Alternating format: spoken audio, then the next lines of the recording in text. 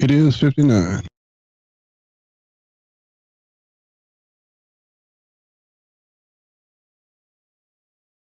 For some reason.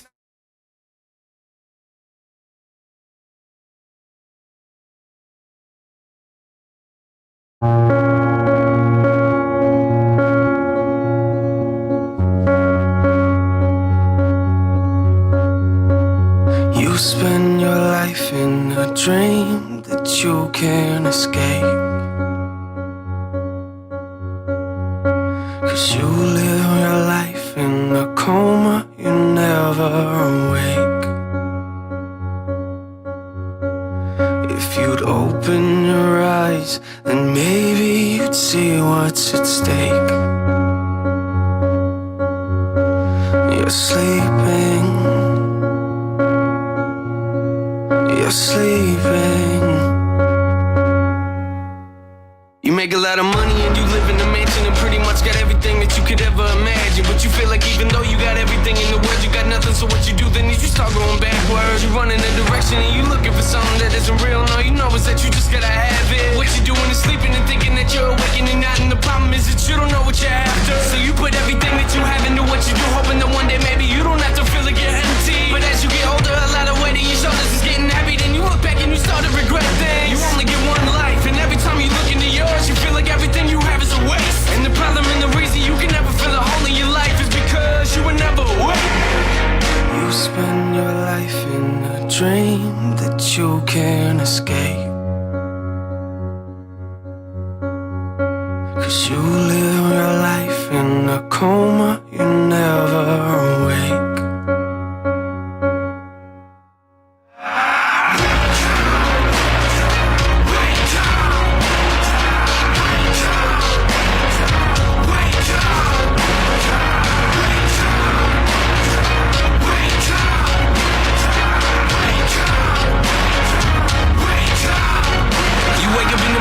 Feel like you never got up and go to work and you feeling like you ain't got a purpose. And you trying to get motivated, but everything you do turns into a mess, like you ain't nothing but worthless. And yo, you look around, a lot of these other people you looking at, to you describe as perfect. So you point a finger at God and tell him to do his job and fix your life up, 'cause nothing is working. And you would try to hide it and make it seem like it's nothing, but really you feel like everything is crashing around you. And you developed the problem in trusting in other people, which later became an issue that would mentally pound you. You only get one life, but every time you look into yours, you feel like all you ever see are mistakes. And the problem and the reason you can never move forward in life is because you were never awake. Wake up. You spend your life in a dream that you can't escape, 'cause you live your life in a coma, you never awake.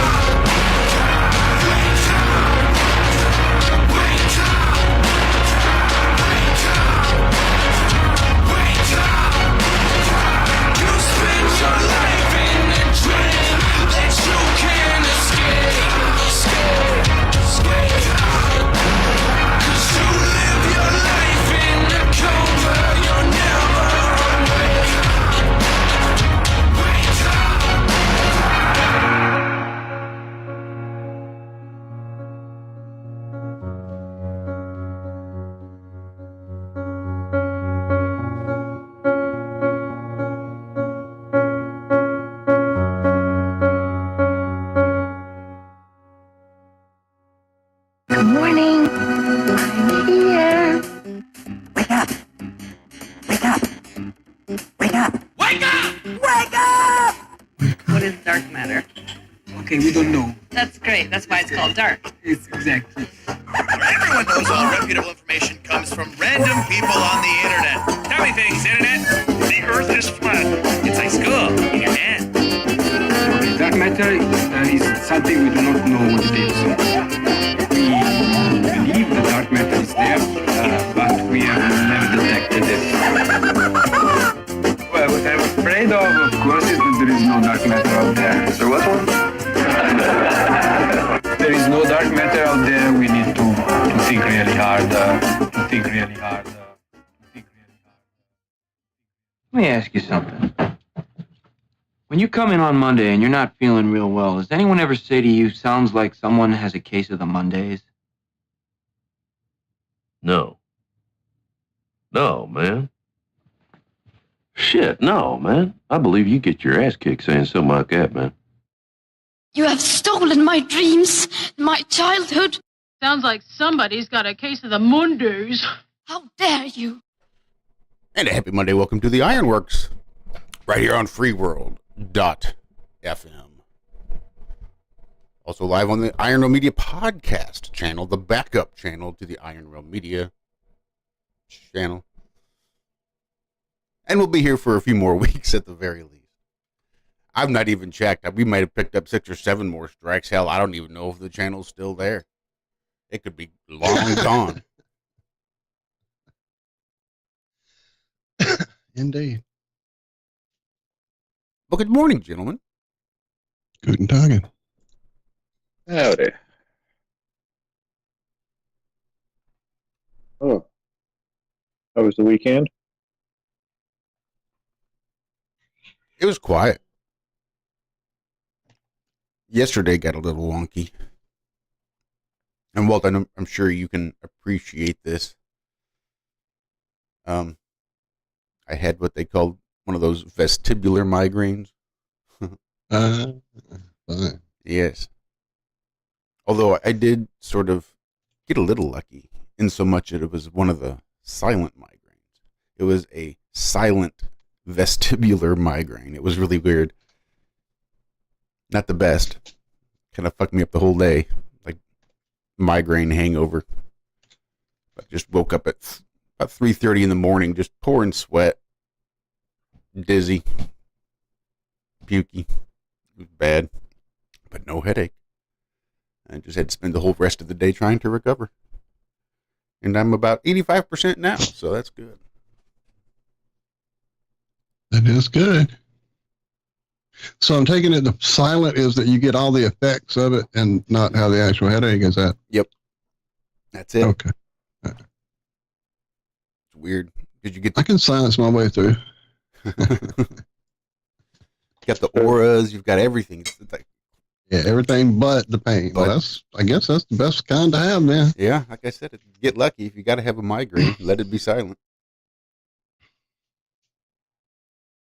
What were you saying, Zack?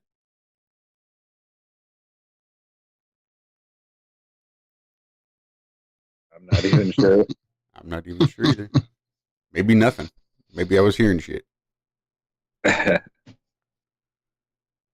Still trying to wake up a little bit here. Oh, get to bed early too.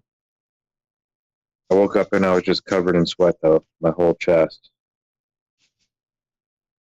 I don't know what I was dreaming about. So anything exciting happen this weekend, Walter? I mean, not overly exciting. Got my washer fixed finally. Got help taking it apart, which was, mostly just because I don't have the tools I used to have anymore.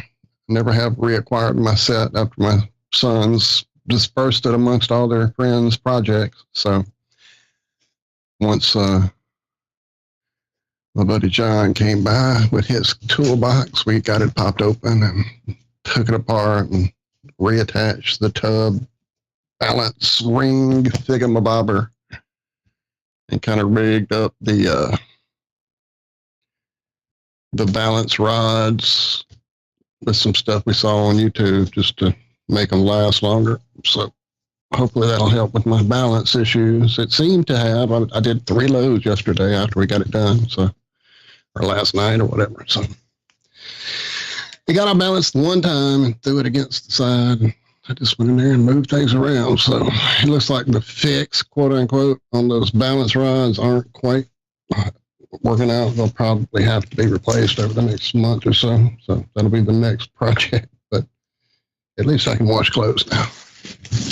I'm not going to people's houses, all that fun stuff that it entails. Other than that, not a whole lot. My noise gate did not arrive as it said it would on Saturday. late Saturday, like 9:30, 10 o'clock. It changed from due by 9 to whatever, status unknown or whatever. So it's sitting in Lafayette. It should be here today, allegedly. Allegedly. That's about all my excitement. Oh, cool. Cool. And how was your weekend, sir? Not too bad. We had some people over Saturday for Karen and Mark's 10-year anniversary show of the Flat Earth Blues. We did that and hung out and had a nice quiet day yesterday. Yeah, not a bad weekend. Not a bad weekend at all. Man, I'm having trouble waking up. Even after that NF song that I played, Wake Up, you still can't wake up? Pour the coffee over my head. Wake up! Where at?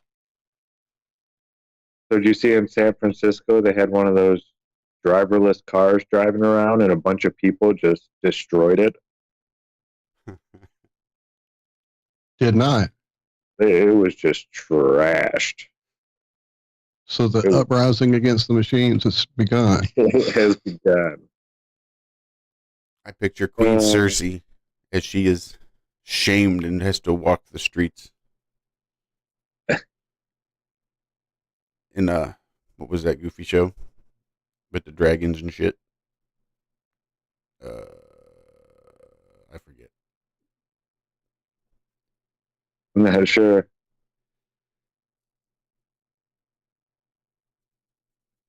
Yeah, well, that'd have been real funny if it landed.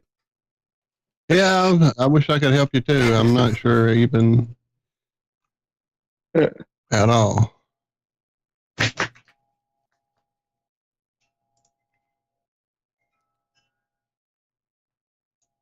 Get out, sweetie. A lot of electric vehicle stuff. Like a lot of electrical vehicle stuff. Did you watch that dude in San Francisco steal like 49 iPhones? Walked right up in the iStore and just grabs them off the displays. He yanks them real hard, breaks the chain, and shoves them down his pants. Just goes through 2 at a time, one in each hand. Just snap, snap, snap. Walks up and down the aisles. Grab, 49 fucking iPhones. Walks out the door right in front of a cop. Cop's parked there right in front of the fucking iStore. Walks across the street where he's, of course, double parked in the middle of the street. Hops in his car, drives up. That was it. Just walk in, snatch 50 fucking phones, and drive away. Jeez. What are those, like $3,000 a pop? They're not cheap. Mm-mm. You would think that's over their $900 or whatever their limit is. 3,000 times 50. That's quite the...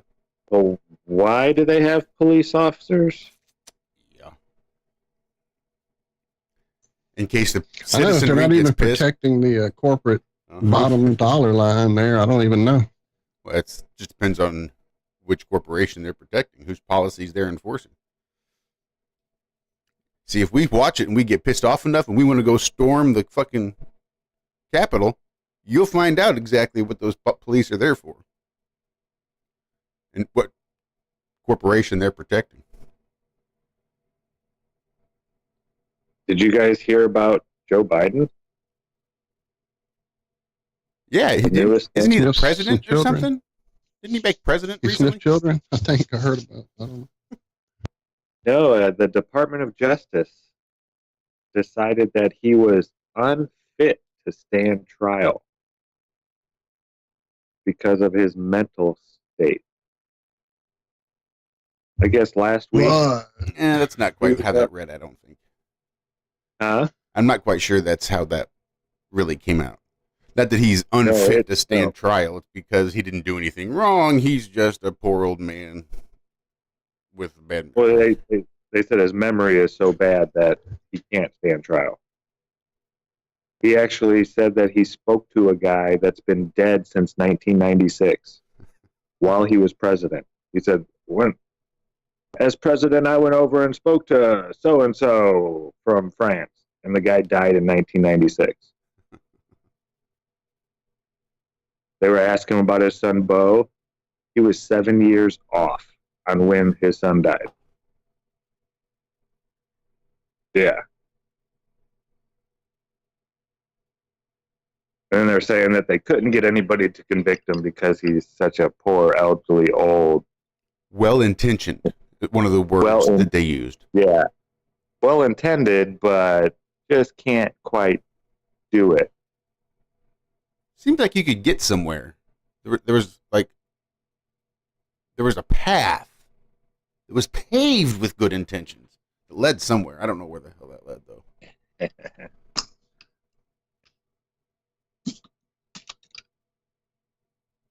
Let me see if I can find what exactly they said. Okay. Joe Biden.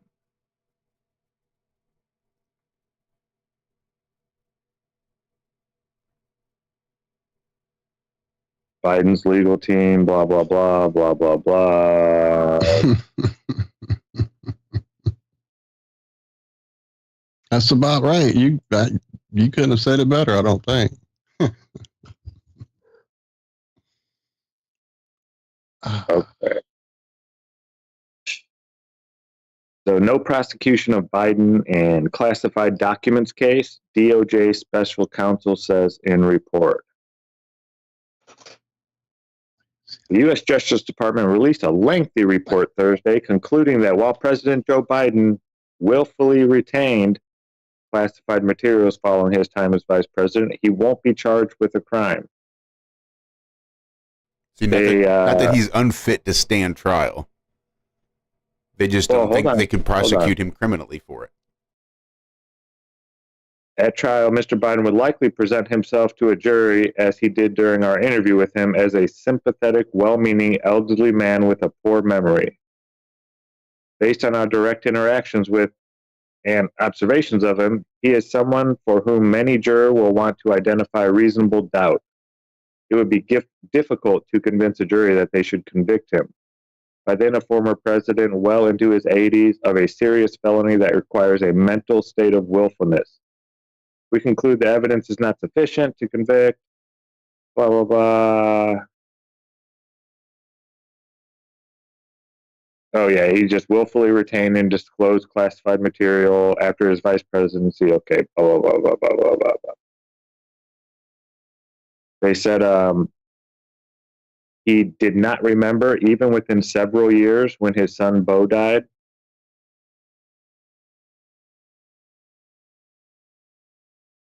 And this is Biden quoted, "I know there's some attention paid to some language in the report about my recollection of events. There's even reference that I don't remember when my son died. How in the hell dare he raise that?" Raise what? Does not his son's death. He does not need anyone to remind me of when he passed away. Well, you keep saying that he died in action and combat and stuff, and he didn't, Joe. I mean, do you think all the lies are getting mixed up with all his memories? I'm sure. His memory is fine.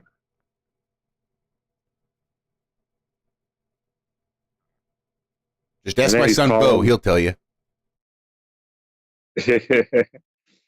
He was talking to the president of Egypt and referred to him as the president of Mexico.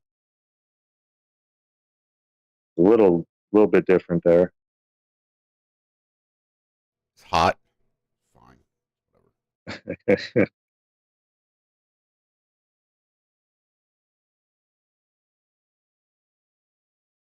Yeah.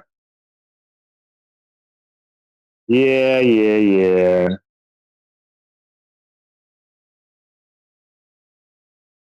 Yeah, it's getting weird with him.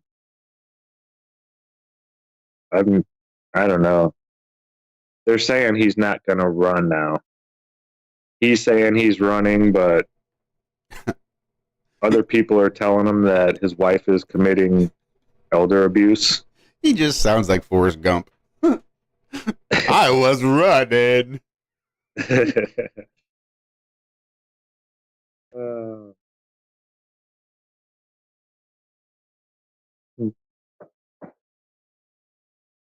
So they started a new car-free community built from scratch in the U.S. is starting to take off. For some, cars equal freedom, but for me, it's a restriction. Freedom is being able to just simply walk out and access places. But wouldn't be freedom be to like leave that small little area that you're a part of? Right. To go to another part of this huge, giant place we live. So this is in a small town, just a light rail trip away from downtown Phoenix, residents of a place called Cul-de-sac in Arizona are one of the first non-urban communities in the U.S. to boast a walkable, car-free neighborhood. Walking the streets of the $170 million 17-acre community, which is in reality more like a large campus within the city of Tempe. Residents notice no parking for cars among the Mediterranean-style white units. They're mixed with courtyards and for social gathering, grocery stores, restaurants, and yoga studios. So it says they have everything they need for their economical, physical, and social well-being within walking distance. Be sure to sign your wife up for the Women's League. They'll come back more polite than ever. I mean, I don't know. There's a lot of places around the world that are like that, though. I guess this is new to the U.S., but there's a lot of... Isn't it over there in Italy? There's a lot of places you can't even get cars around. A lot of those small places. I'm pretty sure there are at least some small villages and stuff that were built pre-automobiles that didn't account for the width of two, let alone one car. Yeah, I know St. Augustine. You can't drive down any of the streets like in the old town, the part that's actually like the ancient old part of the town. Those roads aren't wide enough to get a car down it. You might be able to fit one car right down the middle, and that'd be it. And they don't. They just block everything off with concrete things.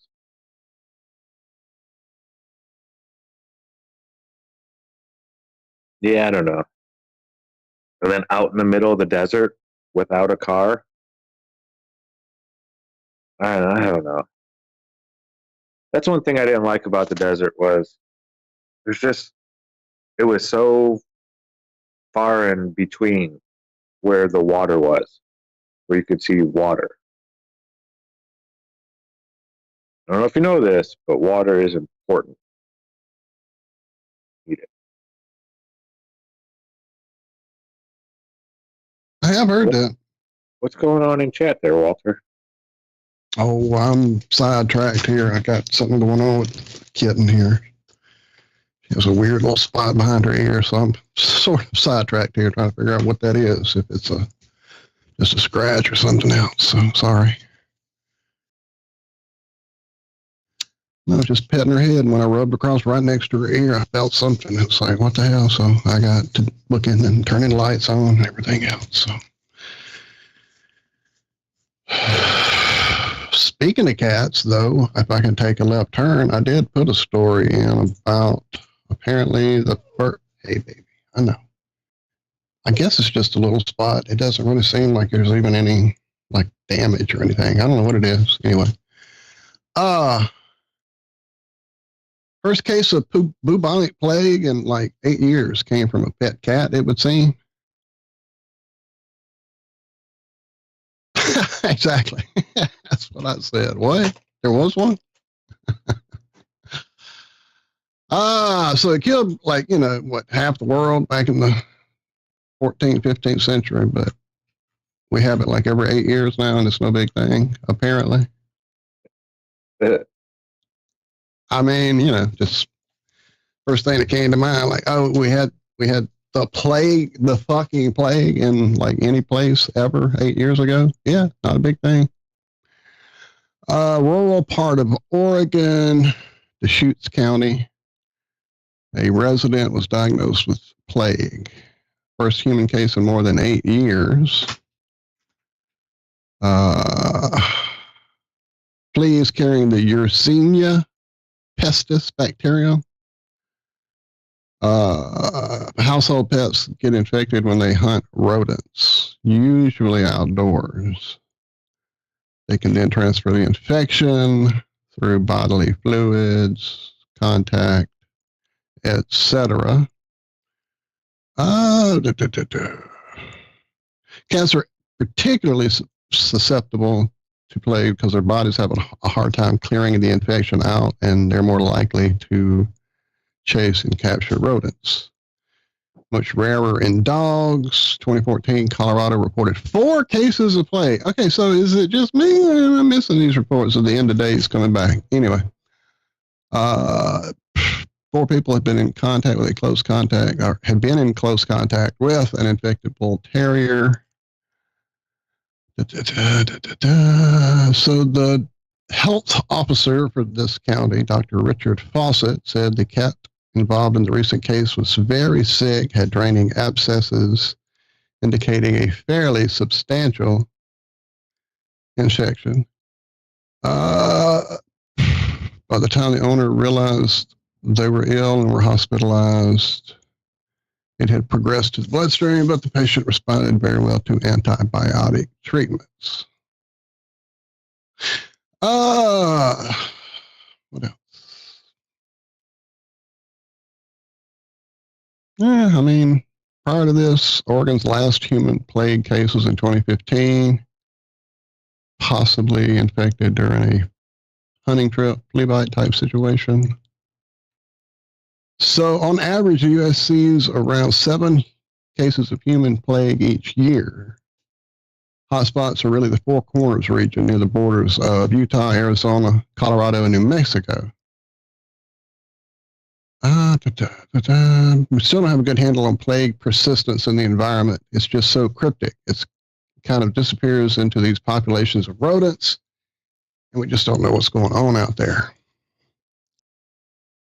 Not sure why these cases have sporadically popped up in Central Oregon over the last dozen years or so. They don't have a lot of trouble with fleas in that part of the state, he quoted. Not really sure what's going on there. The person who got sick in the Deschutes County lives in a rural suburban neighborhood. There's a lot of open land not far away in relation to the rodent population, I guess. More than 80% of the plague cases in the U.S. are bubonic, meaning the infection is confined to the lymph nodes. People with bubonic plague usually develop symptoms 2 to 8 days after being bitten by an infected flea or coming in contact with an infected animal. Common signs are swollen, painful lymph nodes, sudden fever, nausea, weakness, chills, muscle aches. So basically the same fucking symptoms as everything else. Let's see. The bubonic plague that here we go. Well, now I understand. The plague that killed most of the world in the 14th century was a very different threat from the one now. Phew. It's the same thing that caused Black Death, but that was in the pre-antibiotic era. Now it's very easily treated with simple antibiotics. So the antibiotics that are creating the superbug that's going to kill us all are super cool in this case. Good to know.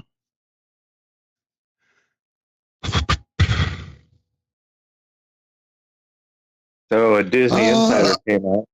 Oh, go ahead. Go ahead. That's it. No, I'm just saying that's about it. Nothing extra ending there. Just be careful. Stay away from fleas, essentially. Oh, really? Thank you.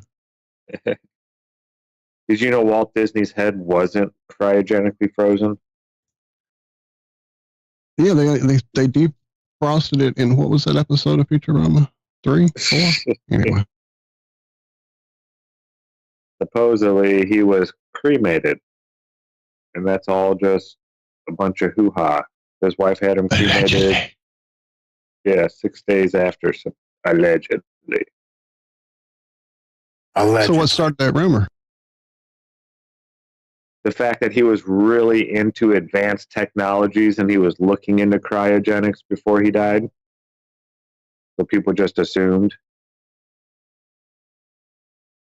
that he was. But why the specific case of his head being frozen? That's always kind of struck me as bizarre. But I thought the whole concept was that they froze you till your cure was invented by the miracles of science, because inevitably we're going to cure everything, right? That's what science does. So they just freeze you and then unthaw you when they figure out the correct concoction of chemicals. What? I love alliteration. Yeah, that's what I thought. So it always struck me as strange that they would slice his head off and have that just hanging out in the jar to be cryogenically resuscitated when we have that technology to place him on top of a robot form factor, and now we have the robot Walt Disney Overlord. Wait, what episode of Futurama was that? Yeah, I must have missed that one. Pretty sure there was an episode of something where they put Walt Disney's head on a robot. I know I'm not remembering that out of my brain. It's real, right? They had to have. I know Agnew is just the body, right? He doesn't have a head. And Nixon is just the head. I forget. It's been so long since I've watched Futurama now.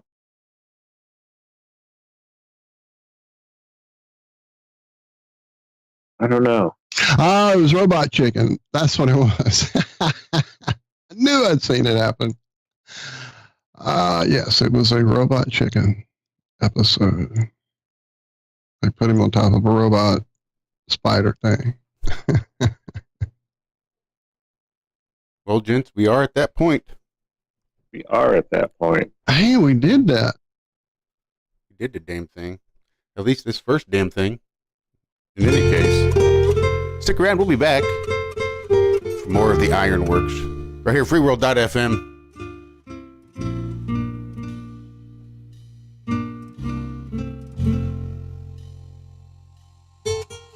He looked down into her brown eyes and said, say a prayer for me. She threw her arms around him, whispered, God will keep us free. They could hear the riders coming. He said, this is my last fight. If they take me back to Texas, they won't take me back alive. There were 7 Spanish angels at the altar of the sun. They were praying for the lovers in the valley of the gun. When the battle stopped and the smoke cleared, there was thunder from the throne. And 7 Spanish angels took another angel home.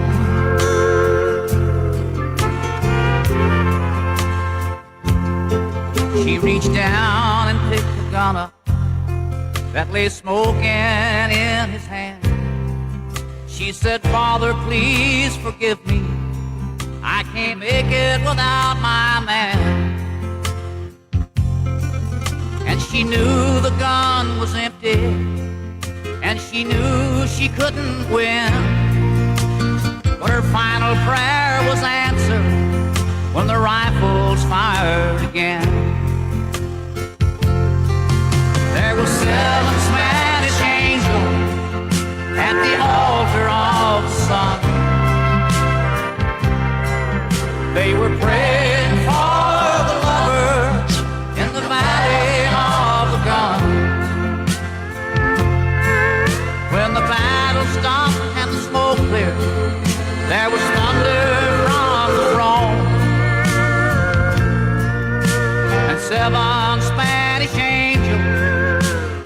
another angel home. There were 7 Spanish angels at the altar of the sun. They were praying for the lovers in the valley of the gun. When the battle stopped and the smoke cleared, there was thunder from the throne. 7 Spanish angels took another angel home. All right, y'all, help me now. There were 7 Spanish angels At the altar of the sun. Oh, I believe they were praying for the lover. Yeah, they was. In the valley of the gun. Well. The battle stopped and smoke cleared. There was thunder. Oh, yeah. And 7 Spanish angels.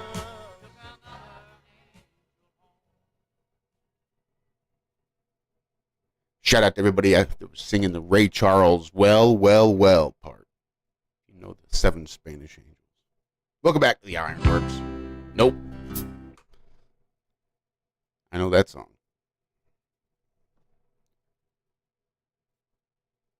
That's a good one right there, Joel. I haven't heard that song in a hot minute. For whatever reason. It popped into my brain. I love it when stuff like that happens. We going country western today? Not necessarily. Like I said, it just happened to pop into my brain. Toby Keith died. I saw that. Died last week sometime. Yeah.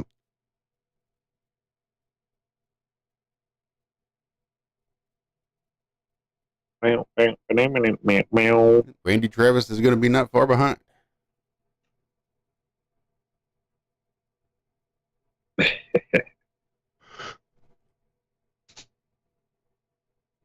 That old Randy Travis. So I guess you can't go inside the castle at Disney anymore. Unless, of course, you're 7 years old and you're dragged back there. Yeah. But yeah, they're not opening it up anymore to the public. Allegedly.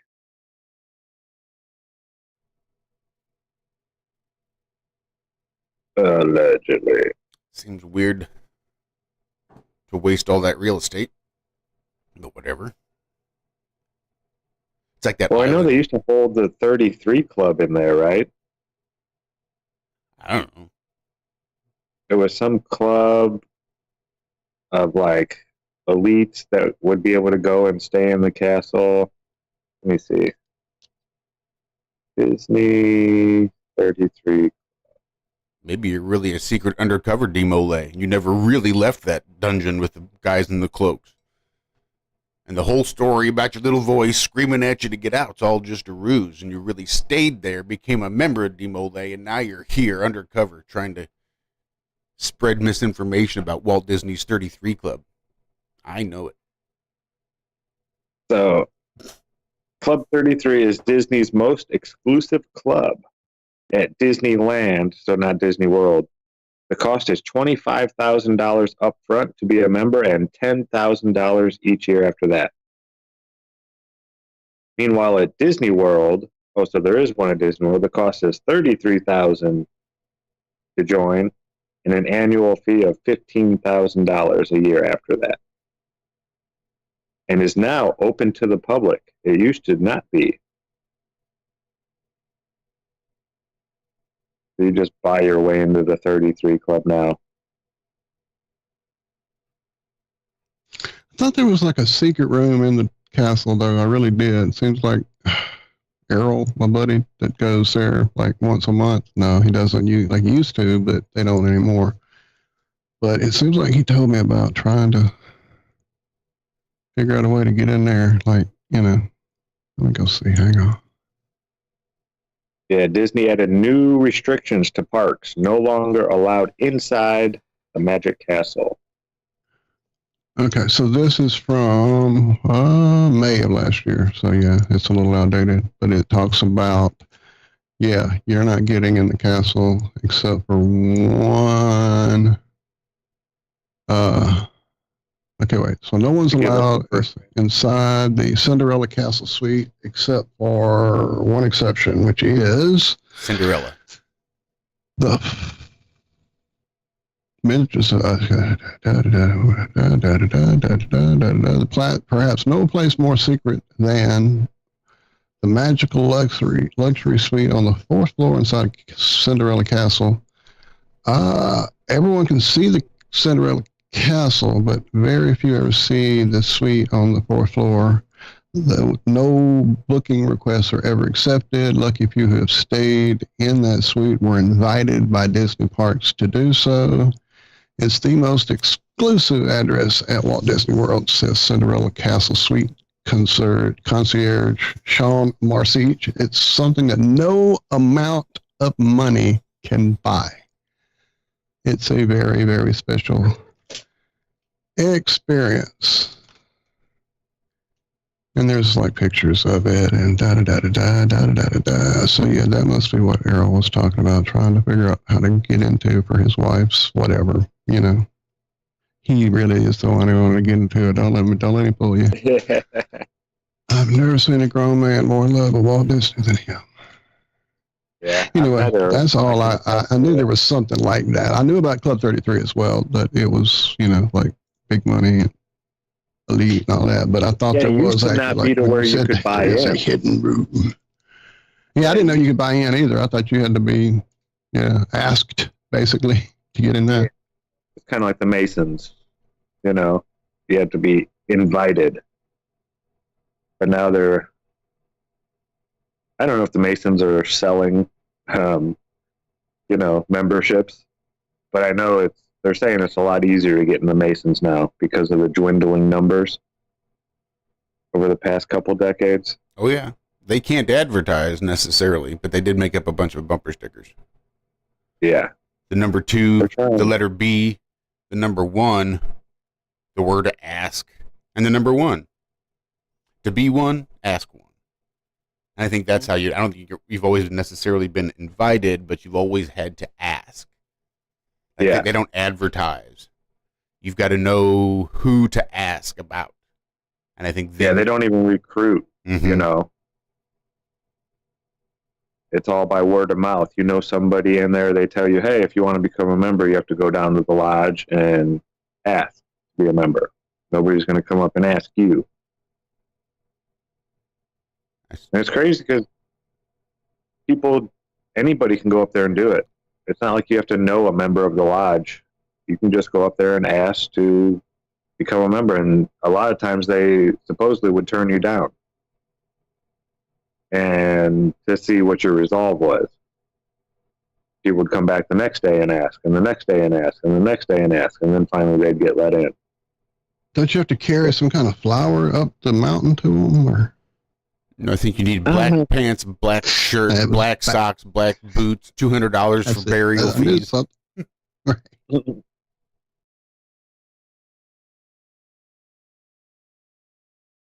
So here's one of those on your game there, Skull and Bones. It's a $70 game because it's quadruple A. Says Ubisoft. Like the Fonz. Yeah. Hey. Yeah. I have no idea what quadruple A is. I don't know what triple A is. Because I haven't played one in about 15 years. I played a lot of half-ass games that they sell me part of so they can sell me 52 maps later that all should have been included in the fucking game I bought for $60.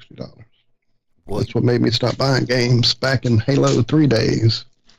It's like, I bought this game. Why don't it have these maps you're trying to get me to pay another $25 for?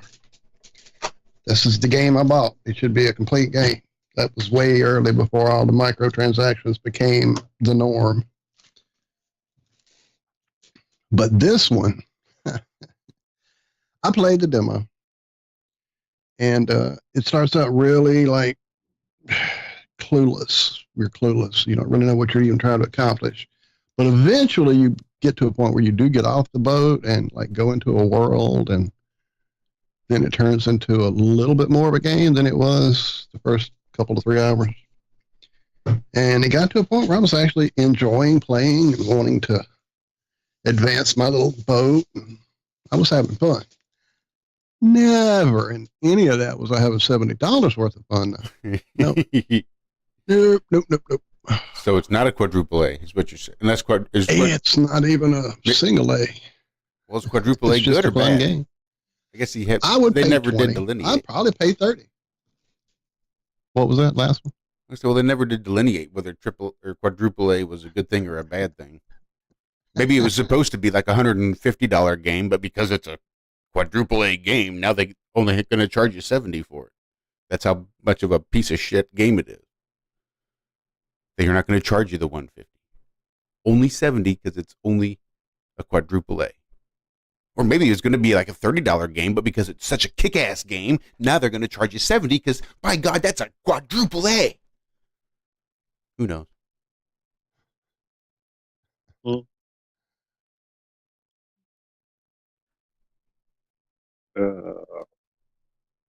So, I was listening to actually just an interview the other day by some psychopath. But some of the things he was taught in psychopath school, one of them was called Hanlon's razor. And I don't necessarily know that it was a razor that I had been familiar with. Like Occam's razor, I understand. And a lot of people will tell you that that's the solution with the simplest answer. And that's not really the case. Occam's is the fewest assumptions. The principle of parsimony, I think, refers to the simplest. I think there's even a razor, sort of like Occam's razor. But anyway, they've got this thing called Hanlon's razor. And so this guy, Andrew Bustamante, who is some former CIA agent, if that ever happens, if that's such a thing, said that they're taught in CIA school about Hanlon's razor. And the way he describes it's a little bit different than the way I'd heard it. He describes it as never sort of attribute to conspiracy that which can be attributed to stupidity. And the way I've heard it is, well, there was a weird short that I saw on YouTube, but like some nerdy guy getting interviewed and how he has the answer to life. And basically he was just citing Hanlon's razor about how never attribute to malice that which can be adequately explained by stupidity. And how most people aren't malicious. They're just ignorant. It got me thinking about all of the people that would have to be in on the flat earth conspiracy for it to be true. And I think that Hanlon's razor just makes it a great way to easily deflect that silly ass argument, but do it succinctly, far more succinctly than I've been trying to explain it. But if you understand Hanlon's razor, then you can just usually throw that at somebody just as easy as you can Occam's razor. I know they've been talking about this in professional sports a lot lately. How professional sports are pretty much set up for gambling. And it's a big racket. And you only need a couple people in on it. You know, it's not like all the players out there on the field have any clue that they're supposed to lose today. You know, 99% of the guys out there playing, or whatever percentage, you know, all but maybe one and the coach are the only ones that are in on it. You know, like the quarterback would be one of them that you would pick, because he has the ability to throw the ball away or throw an interception or just fumble the ball. He's touching the ball all the time. And the referees, there have been so many professional athletes calling out referees for just nonsense. It's so obvious and blatant now. The Lakers had 24 free throws in the fourth quarter of a game, and the other team had 3. That's not a fair called game right there. That's, but I mean, and the professional athletes are coming out talking about Super Bowls that were fixed. Jerry Rice, I forget what year it was, like 2003 or something like that. The Raiders were going to the Super Bowl. Rich Gannon, remember that team? Gannon was making a come. That's when I was still watching sports. There was like Jerry Rice, all these old timers going back to the Super Bowl. It was so cool. And there was like 4 or 5 guys that came from that team that said, oh yeah, our coach was definitely in on trying to get us to lose that game. Because, they write out an offense. They don't run the same offense every week. So they pick a new offense. We're going to run mostly this week, or we're going to pass. We're going to use this player mostly this week, matchups and stuff like that. And 2 days before the Super Bowl, he changed the whole offense. And one of the guys, the offensive center, he's a lineman. He's the guy that hikes the ball to the quarterback. He had a mental breakdown because of it and didn't even play in the game. Went on a bender. Didn't even show up. He was sitting there crying, pleading with his coach, you can't switch it like this. I don't have time to prepare for all these new plays and all this new stuff. I won't be ready. It was weird. But yeah, there's so many people now coming out, all these professional athletes saying that professional sports are rigged. And I think it has a lot to do with gambling. I mean, back in 2000, it was a multi-billion-dollar operation, illegal gambling. Shit, it's legal most places now. Can't you just gamble online from anywhere now? Isn't that considered legal? Or are there still restrictions on that? I know in Missouri there's no online gambling. Do you guys have casinos there? Yes. Okay. Yeah, I'm not sure about all the rules and regulations and all that stuff. But there's a lot of, not Monday morning quarterbacks. Not the guys sitting in the stadiums that are fans that have, these are the actual people on the field and on the courts playing, saying, yeah, something's not right here. Something's going on. Yeah, it's weird. Makes me wonder, how long has something like this been going on, though? Has it always been like this? Are people now just coming out and talking about it?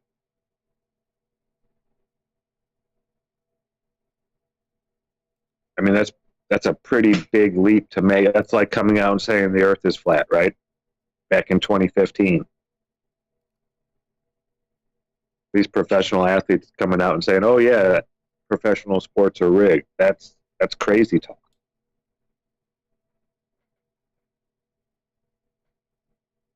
Yeah, I don't know. The whole world is a stage, right? Tis indeed. So this is not a band name, but by God, it should be. I mean, hell, maybe it is. I don't know. Just not one that I'd ever heard of. But in looking around for Hanlon's razor and just poking around, I see this Newton's Flaming Laser Sword. Again, if that's not a band name, it definitely should be. But Newton's Flaming Laser Sword. If something cannot be settled by experiment, it is not worth debating. Huh. Interesting. Hume's razor, I thought, was pretty good too. Causes must be sufficiently able to produce the effect assigned to them. I like that. Yeah. Popper's a good one. Falsifiability principle. The theory that considered scientific, it must be possible to disprove it or refute it.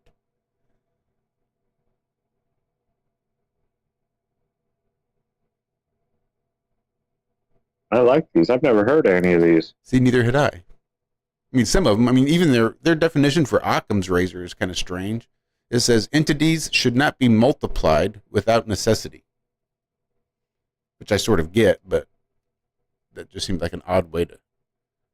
Or the duck test, I didn't realize was an actual philosophical razor.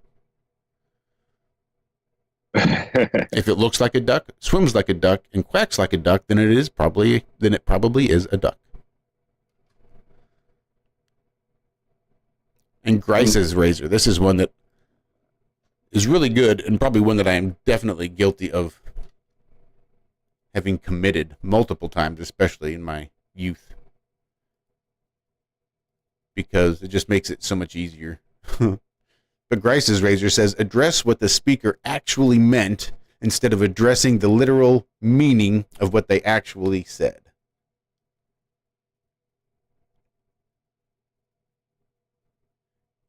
And I will typically go after what you say if you are saying nonsense. Maybe I know what you mean, but if it's my job to have to interpret your nonsense, to have to assume what you mean, then that's going to be a real issue in my mind. And is probably why I go after the semantic type of arguments. Just because words need to be defined, but whatever. We're rolling up close, gentlemen. Yeah, we are. Yeah, we are. Song. I want to drop a channel Austin showed me yesterday, called Robot Polisher. The guy does amazing videos. It's all flat earth stuff. And he does awesome editing. Flatman X-ish type of editing. Just next level, beautiful visuals, the audio with good music behind it. It all flows together. Yeah, Robot Polisher. He's doing a lot of the debates between like Witsit and Space Audits and Ether Cosmology. These guys, they do things a couple times a week, and they have like 4 or 5 hour hangouts where most of the people that come in there, not most, but quite a few of them are intelligent people. They're not your normal trolls. They know what a lot of the words mean and stuff like that. Well, some of the words. But it's a better conversation than just arguing with people like Brenda and stuff like that. But cool. yeah. I'll drop the link for everybody in chat. Oh, yeah. He's already on it. I was trying to grab it. Oh no, that's something else. Nope, yeah, I got you. There we go. There's Robot Polisher. Hey, play B.O.B. Fingertips. I can do that. Oh snap! I can't remember if that's one of his longer songs or shorter songs, but it turns out to be a shorter song. Then throw like science, I guess, behind it or something. Another short one. But you're on it. You'll see the time. If it's a normal time, then don't worry about it. I just know some of his stuff is like a minute and a half, 2 minutes, whatever. Yeah, and go sub to that Ether, would be appropriate. Ether Cosmology. Name's Toby. Really great guy, but just smart as a whip. These guys are like next level smart. Him and Alan are, yeah. I learn something new every time I watch. Ether Cosmology and Space Audits. Make sure you guys are sub to those. And Robot Polisher. I love that name. I guess he's got a saying, not everybody can be a robot polisher. But yeah, check those channels out. If you like what you see, do all that good stuff. Subscribe, hit the thumb, the bell notification, yada, yada.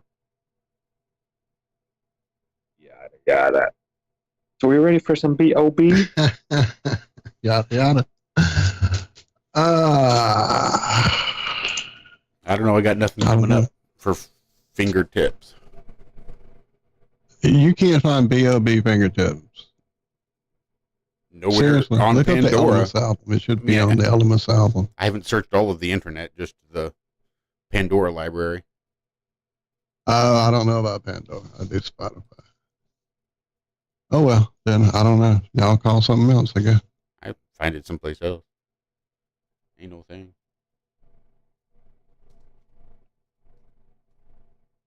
Ain't no thing but a chicken wing. Of course, that being said, on Spotify, I don't want the 2024 remix version with completely different song and all that shit they do to get around copyright. Because I was searching tips, not prints. That'll do it every time.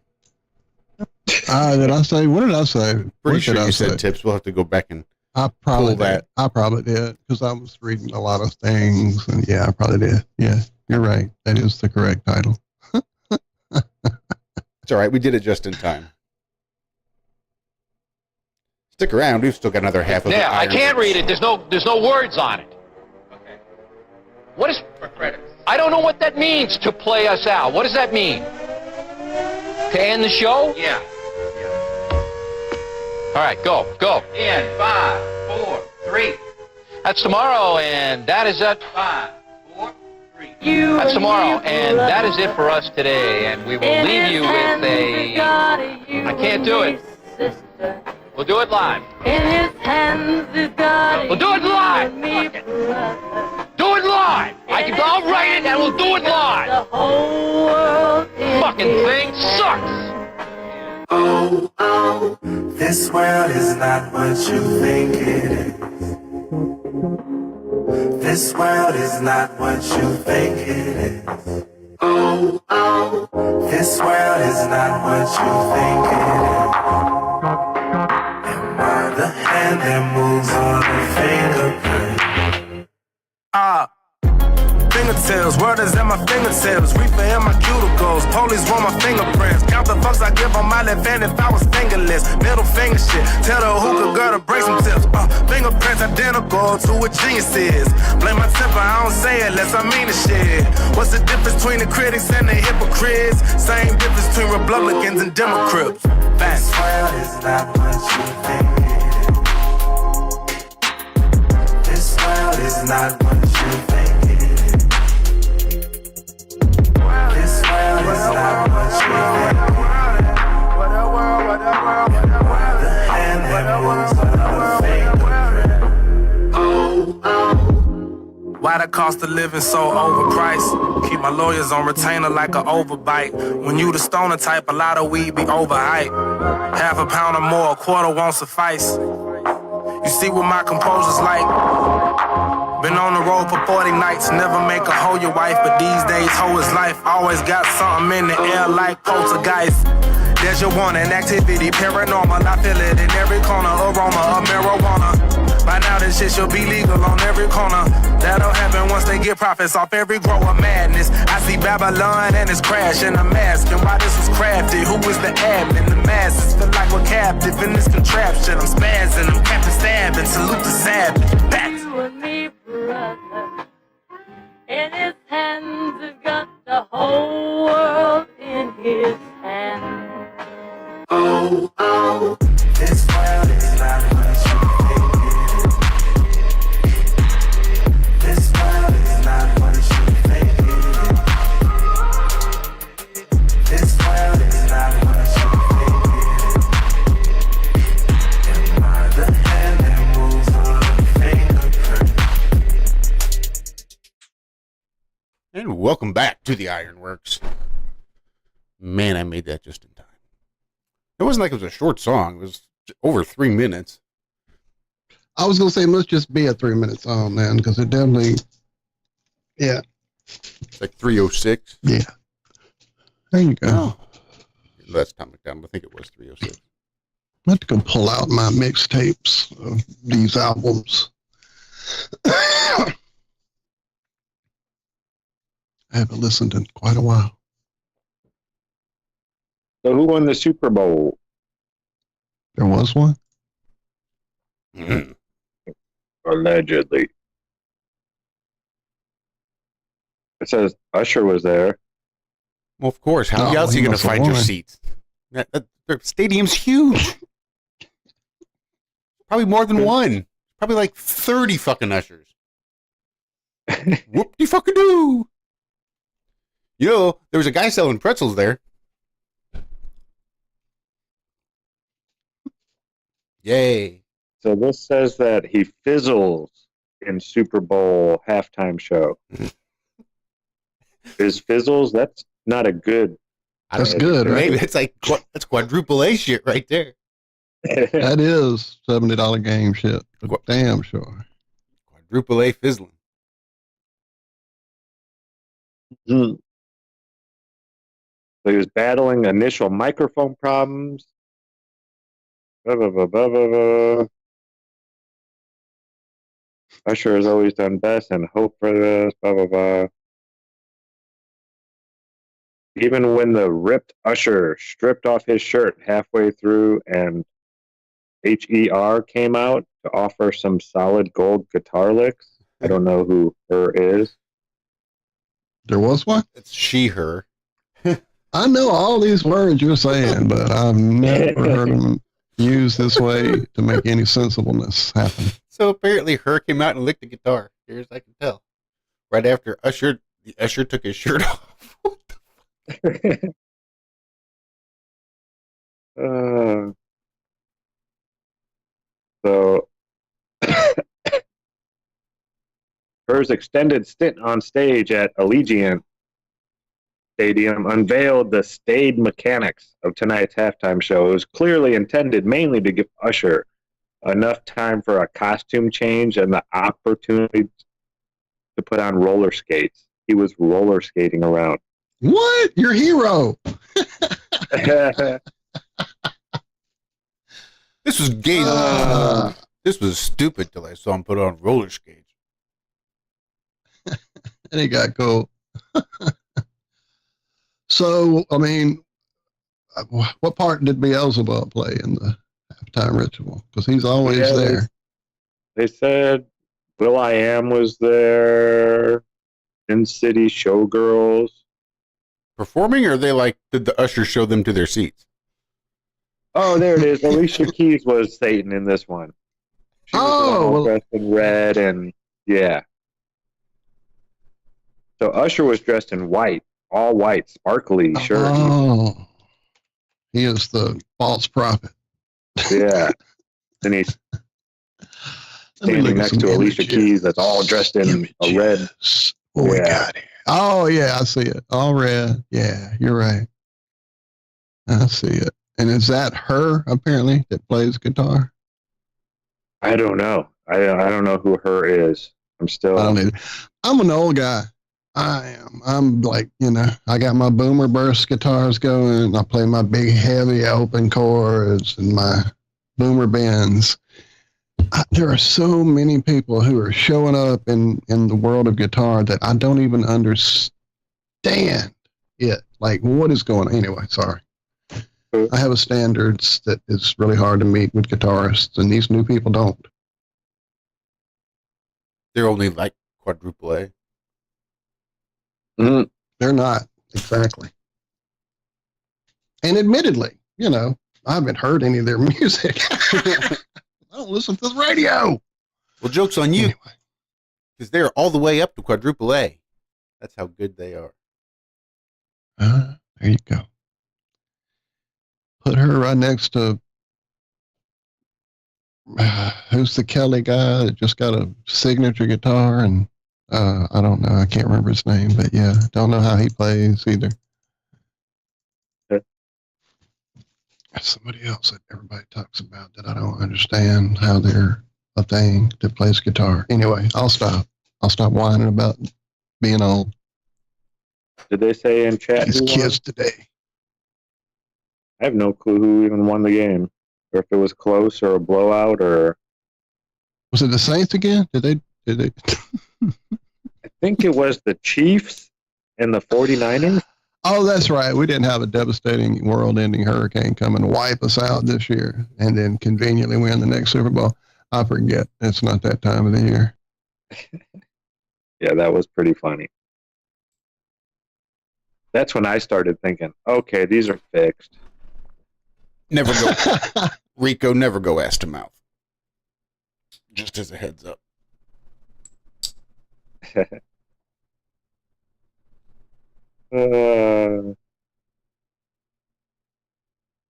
Apparently, Austin says it was the chefs in overtime. Oh, the Chiefs. The Chiefs. I thought maybe it was the Kansas City chefs, you know, with the barbecue and all that. Okay. Bold barbecues. So if the Chiefs win it's bold. Does that prove or does that disprove the whole what's her name? Greta? No, the little blonde that sings that built like a 14-year-old boy. The one that's real popular. Taylor Swift? Taylor Swift. There you go. Wasn't there a whole conspiracy behind Taylor Swift and the NFL and the Democratic everybody's Party saying or the some Chiefs shit? are going to win because they're showing Taylor Swift and blah, blah, blah, all this interactions with the Chiefs. And yeah, people were calling that out a while ago.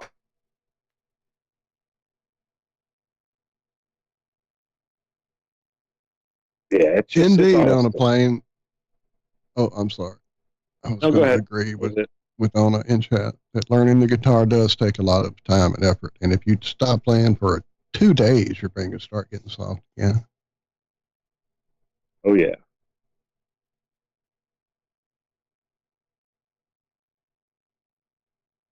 So I guess Biden did not do a Super Bowl interview. And, you know, James Carville where's he from? Ice cream? Dude. He's a politician. No. A strategist. No. Yeah, I know. He's from down here. He's a good old boy.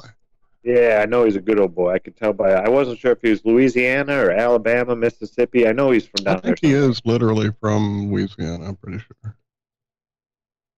And he was says, on Parks and Rec on one of the shows I watched recently. Really? Yeah, I've seen him do a couple cameos. Wasn't he on a Old School, the movie Old School? He was Maybe. supposed to date Seems Will like something Ferrell. like that, yeah. Yeah. So Carville said President Biden not sitting for an interview before the Super Bowl is a sign of his administration having little confidence in him. It's the biggest television audience, not even close, and you get a chance to do a 20, 25-minute interview on that day, and you don't do it. That's a kind of sign that the staff or yourself doesn't have much confidence in you. There's no other way to read this, Carville said. Yeah, this is the second year in a row that the president has not sat for an interview before the big game. So do all presidents do this?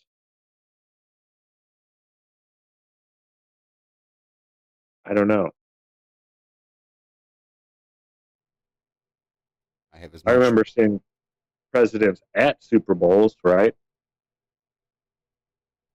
I mean, whatever. Yeah, exactly. But yeah, even the Democrats are starting to eat Biden now. They realize that, I think they realize that they're not going to win this election right now. They know Joe's not going to do it. And they don't have anybody else. They're talking about running Michelle Obama, allegedly. It's like, really? That's who you're going to put up against Trump? Michelle Obama, someone who's never done anything politically in her career? Except get his dick sucked by the president? Sorry, excuse me. Allegedly. Allegedly.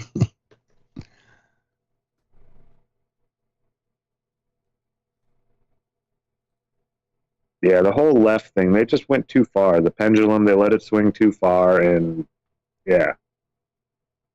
Maybe. I think they shot themselves in the foot. It doesn't matter who they run for president. Unless they just operate on a wider time frame. And while it may look to us, staring very closely at the situation, to seem, wow, they just swung that too far. But if that's not their ultimate goal, then maybe they swung it exactly as far as they meant to swing it this time. Yeah. So that they could plan how far it swings back, so that when it comes back this direction, they will know exactly how far to swing it this way.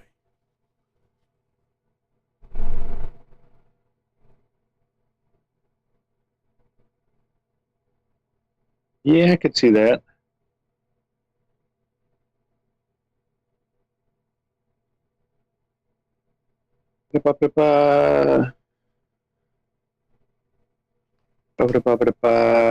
Sorry, I'm just looking. Did I see some shit about Alyssa Milano? Go ahead. On the red carpet? I don't know. Who? Alyssa Milano. Oh no. What'd she flip out about now? I'm not even sure. Red carpet at the Super Bowl? Somewhere.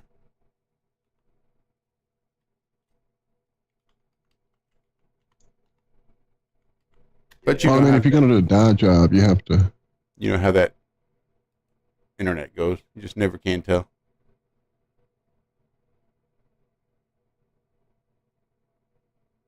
So, take a left turn real quick. Archimedes' death rate, right? We all know about that. Siege of Syracuse. Yeah, wasn't he using the light from the sun and reflectors? Yeah, reflectors and mirrors and setting ships aflame. Well, apparently an 8th grade student from Ontario, Canada, helped settle that long-standing debate by proving that a death ray designed by Archimedes could really have worked. Allegedly. 12-year-old Brendan Senior, Sener, I'm not sure, built a scaled-down version of it and definitely concluded that the concept works and could have been used in battle. The original death ray was said to have been used against the invading Romans during the siege of Syracuse, which lasted from 213 to 212 BCE. As warships advanced on the Hellenistic city, located on the island of Sicily, local defenders turned to his inventions to help keep the enemy at bay. Among the wonderful machines rumored to have been used is the famous Claw of Archimedes. Anyone heard of this before? That just came out of my mouth? Yeah, I heard it in the I never did. Whatchamacallit, the Indiana Jones, the new one. It was all about Archimedes, and he mentions the claws. That explains a lot. Maybe they're just putting this into the history books now, because I've never heard of this, and I've looked into the mirrors before. So apparently the Claw of Archimedes supposedly lifted Roman ships out of the water before dropping them from a great height. So how? Crane? Fucking drones? What? Yeah. Helicopters? What the fuck? I mean, using steam power back then? How? Right. So apparently most scholars have dismissed the whole idea as fiction. Others, sorry. Bless you. Came out of nowhere. Yeah, thank you. Here's your face. According.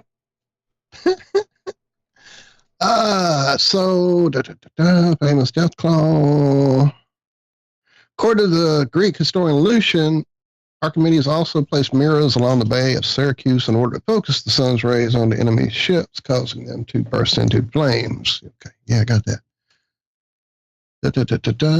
So while a lot of people dismiss this as fiction, others have attempted to recreate it with some success. In 2005, a team from MIT found that the design could set a ship alight in just 11 minutes.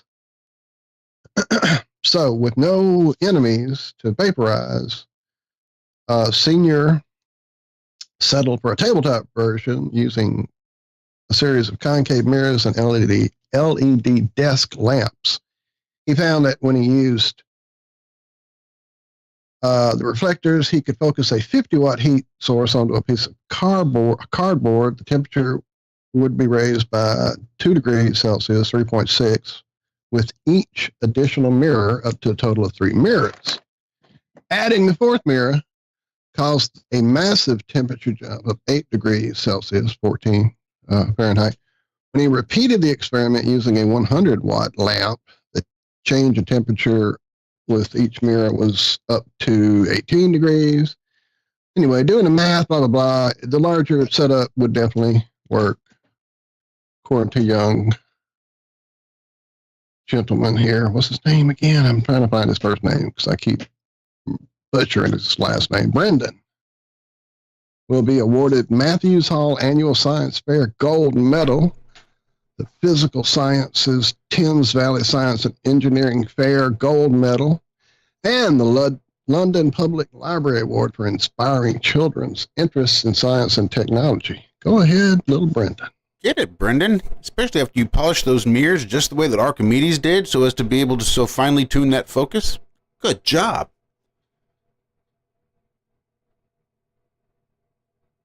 I'm sure it was a perfect mirror for Archimedes. He probably just bought it over at Home Goods. Just, you know what? Some overstocked mirrors. I'll just get a couple of these and we'll melt them and they'll go concave and it'll be just perfect or something. We'll figure out how to make a mirror and then we'll invent mirrors and then we'll create mirrors that will burst ships into flame. So in Las Vegas, there is a hotel where people were literally getting burnt simply from the reflection at a certain time of day from the mirrored surface of the building out on the pool area. They would get like burnt, and it wasn't a magnifying mirror. It wasn't a double rainbow reflections sent through this and that, and then it just was a simple reflection off the surface onto the pool area, causing folks to fucking get burned up. Because the sun's a lot closer than they tell you, Josh. I don't know if you looked into it. I just don't think if you're going to get a reflective tint from glass, whereupon the sun is going to reflect off that reflective tint on the glass, that's still going to be a multitude times more reflective than anything Archimedes would have polished up. Like, did he really use a mirror? Or did he, like, polish some metal till it was really shiny? And is that what they called a mirror? What are they calling mirrors? I don't know.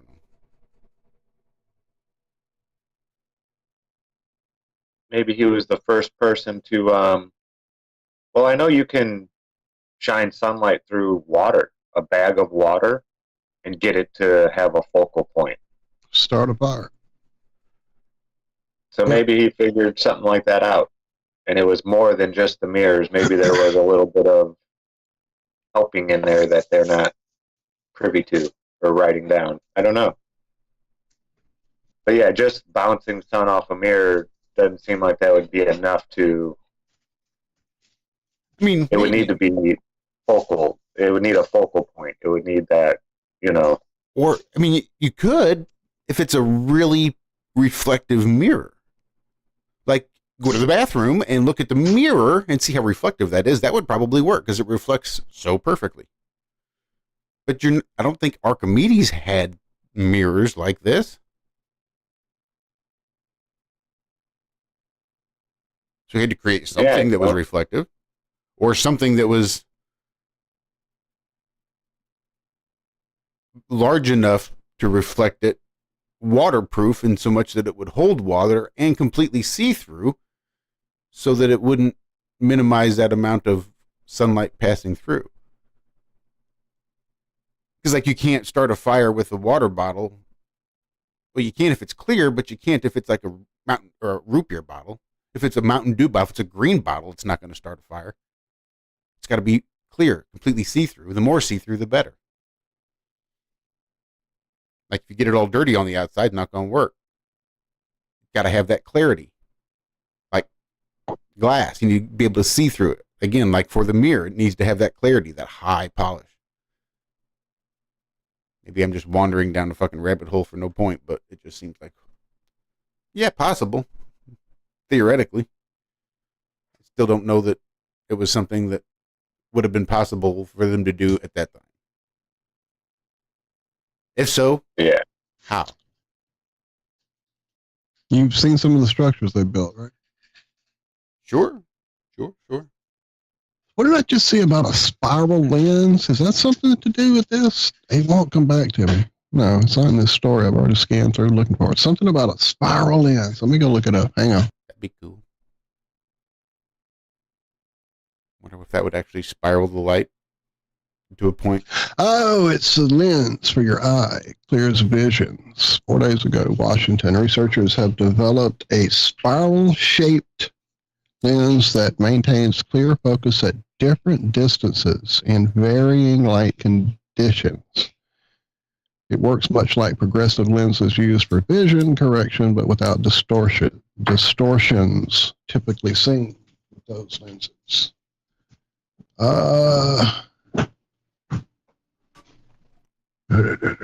Wow, this is crazy looking.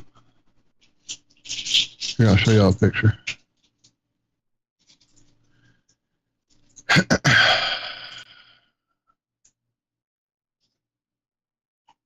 Holding it between his fingers there. That would be kind of, I don't know. I don't know if that would be something I'd want in my eyes or not.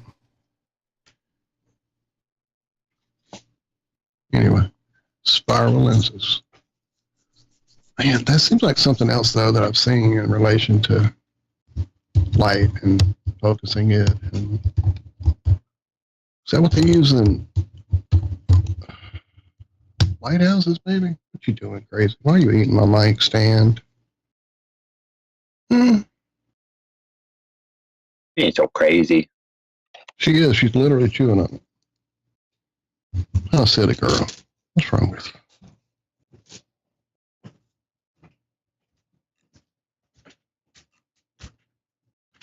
Alrighty. We're coming up on song time here real soon. A couple minutes out. Can we do James Taylor, Fire and Rain?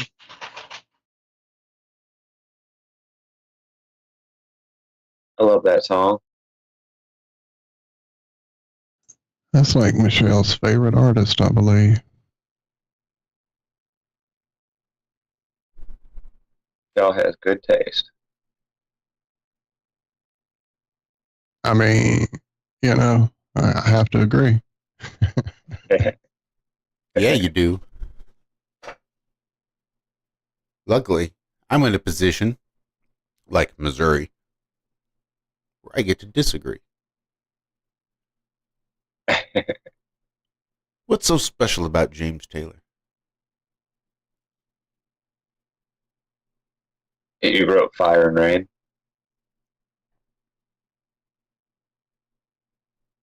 That's a good one.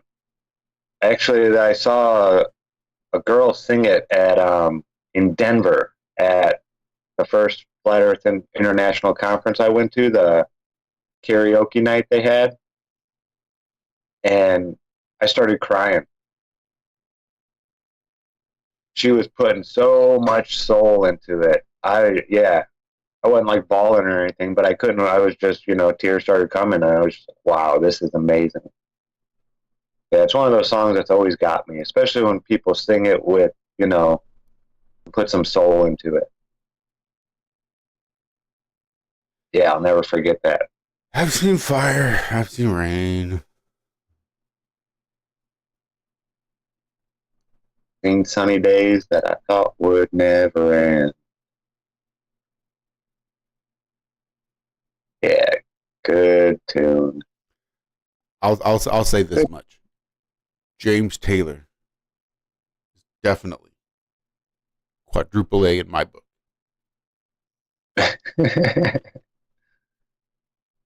He gets the quadruple A.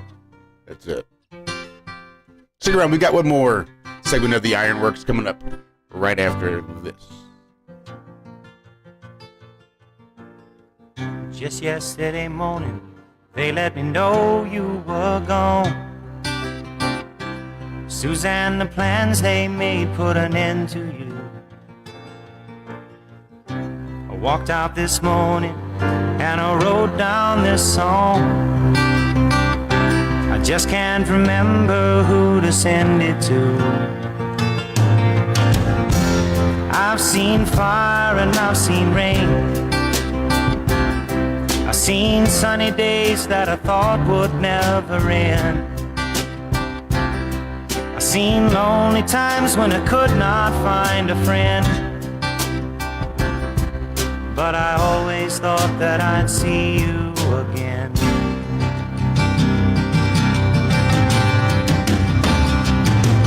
Won't you look down upon me, Jesus? You gotta help me make a stand. Just got to see me through another day. My body's aching and my time is at hand. I won't make it any other way. Whoa, I've seen fire and I've seen rain. I've seen sunny days that I thought would never end. Seen lonely times when I could not find a friend. But I always thought that I'd see you again.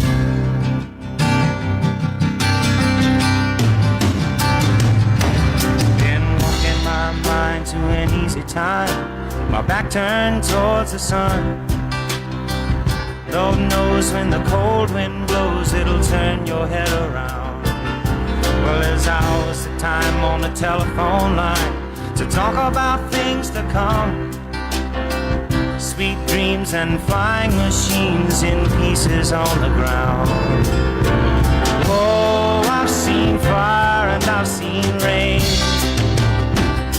I've seen sunny days that I thought would never end. I've seen lonely times when I could not find a friend. But I always thought that I'd see you, baby, one more time again now. Thought I'd see you one more time again. There's just a few things coming my way this time around now. Thought I'd see you, thought I'd see you.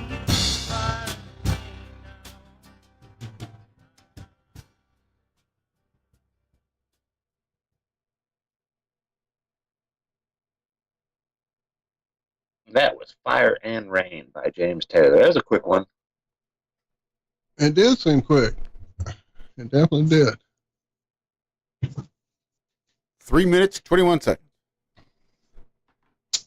Longer than the fingertips. Right.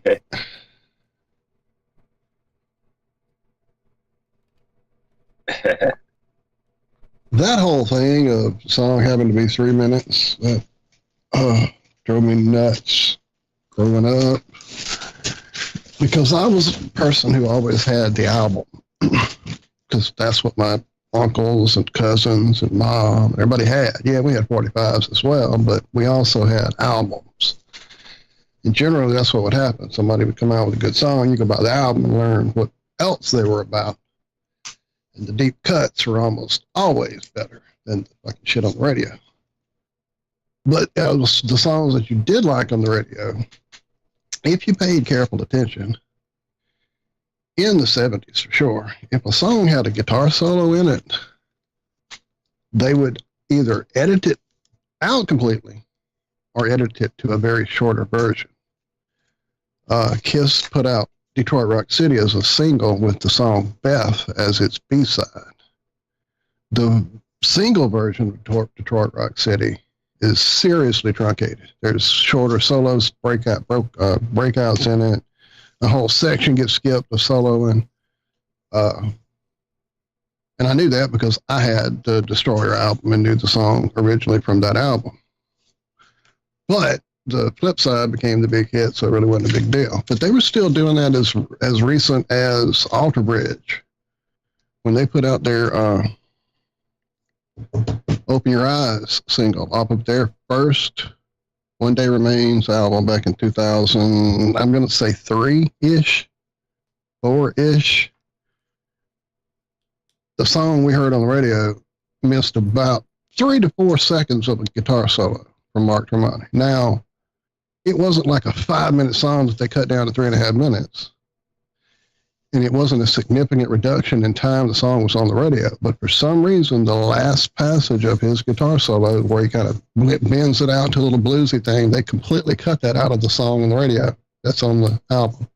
Don't get it. Don't understand what they think they're accomplishing by that, except programming us. It's mostly why I hate radio, is because I want to hear what I want to hear. I don't want to hear your censored version of shit. Here I Go Again by Whitesnake. There's a wimpy gay version with keyboards instead of guitars in the track. And I mean, some of the Adrian Vandenberg guitar stuff on that album, John Sykes, oh my God, amazing guitar stuff. Why would you turn it into a wimpy keyboard instrumental sounding song? Anyway, I'll stop bitching about radio. That was one of my top requests for my ex-wife when she'd get on stage.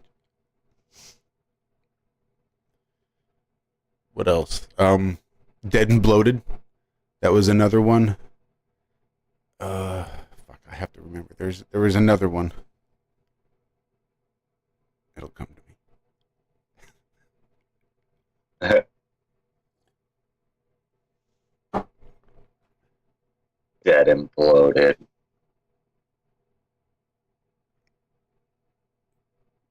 You ever try watching Make a Stripper Dance to Dead and Bloated? No. Trying to picture that in my head right now. I really can't. I really can't. Really can't. We booed them. I know I told y'all that story actually recently. That was the song they opened with too, with him screaming through a bullhorn and about being dead. Like, what are you? What? Shut up and bring out Megadeth. You feel like a rose. Piss off.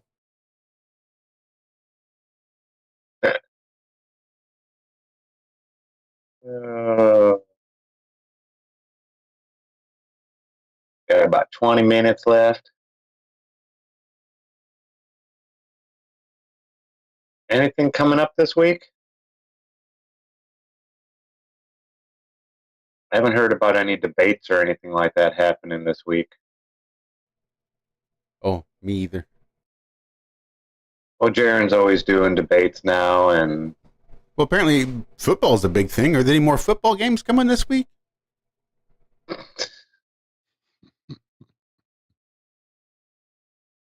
I hear the Chiefs are doing good. So did they win? Is that who won? Oh, yeah, you already said that. In overtime. They had to get those extra commercial dollars in there, having overtime. Whatever after the third period is, I guess.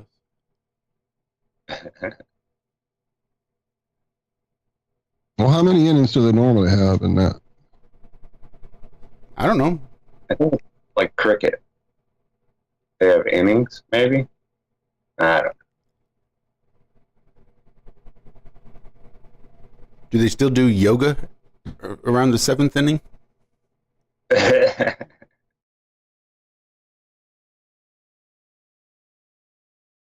That used to be a big deal for Cubs fans back in the day. The seventh inning stretch.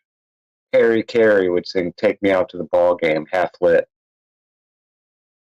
They should have had it more like the third inning stretch, because by seventh inning, Harry had a few in him already. Yeah, he did.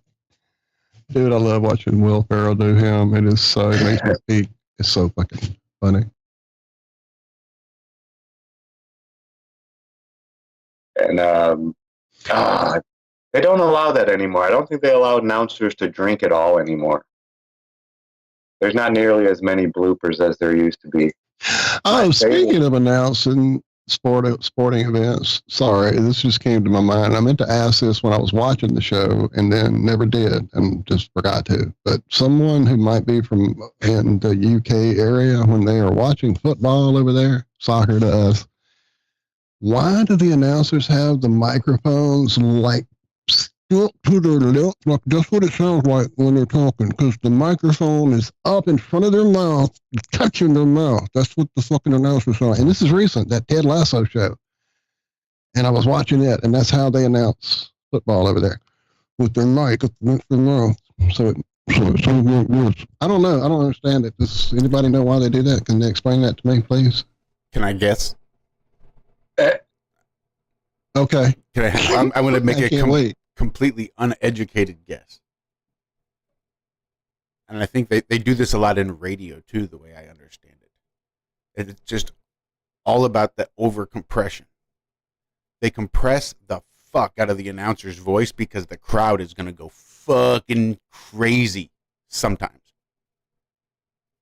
And when they do, they want to be able to hear the announcers over the madness of that crowd. So they put a fucking shit ton of compression on the announcer's voice. So it sounds like they're sitting right up on the fucking microphone like this all the time, so that when the crowd does go crazy, they'll be able to hear it. You get a fucking glow-in-the-dark pick from ironrealmmedia, Josh. But that's my completely uneducated guess. Those are so-called lip mics, or commentators' lip microphones. These mics were designed by the BBC in the 1930s to block out the noise generated by the crowd at sporting events such as cricket. Look at Josh go. Dude, you get 3 picks.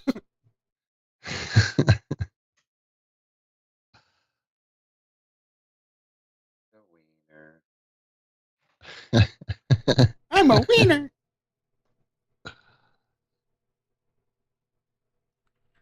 The Grand Wiener.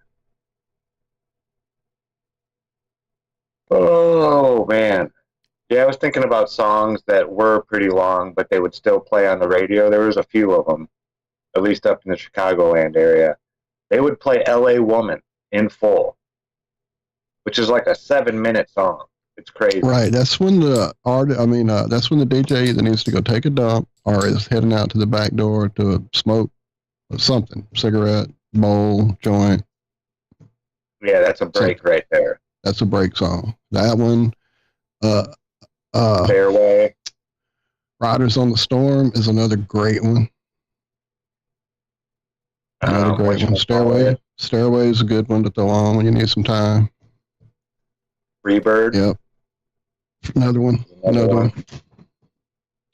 Yeah, they had a couple. They had a few out there, and that's like literally they would be written on the backs of the albums under the song. Bathroom break. Bathroom break.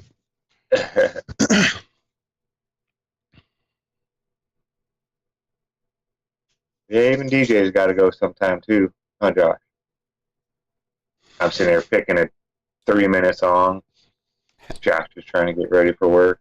I know, right? Well, that's what I was thinking literally when I told him if this was short, throw another one behind it too, in case, because I knew he had things to get done. So that's like one of those weird internal decisions that I've already made, that any song that's less than 2.5 minutes just gets a second follow-up song after it. Nice.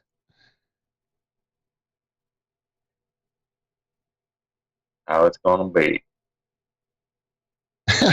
Rico's denying my stairway.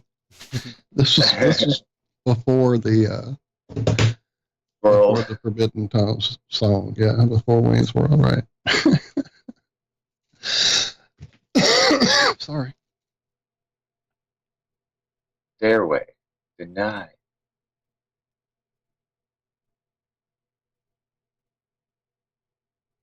Yeah, it's a pretty good tune. Lyrics are kind of messed up. The first 400 times you heard it, it was. Yeah, it was definitely overplayed. There was a lot of Zeppelin that was overplayed. Oh, I forgot. I wanted to talk about this on Friday's show so I could show pictures and video, and we never did, but we just soon talk about it while we're here. I grew up for a period of about 3 years when I was, age like 11 to like 13. We had gotten a hermit crab off the back of a comic book.